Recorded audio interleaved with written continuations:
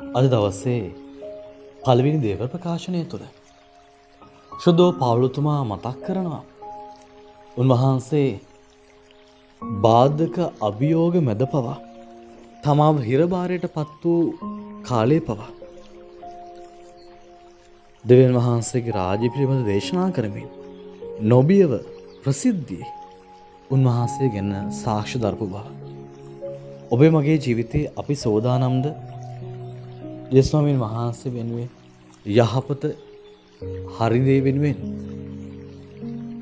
ඕනෑම අභියෝගයක් බාරගන්න.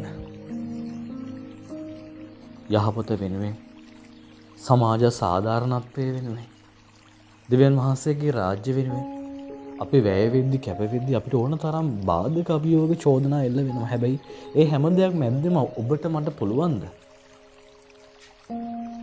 ස්ථිර අධිෂ්ඨානය දෙවියන් වහන්සේගේ රාජ්‍ය ගොඩනගන්න වෙරදරන්න.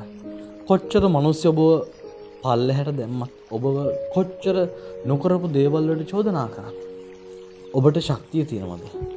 දෙවියන් වහන්සේ වෙනුවෙන් වැය වෙන්නට කැප වෙන්නට.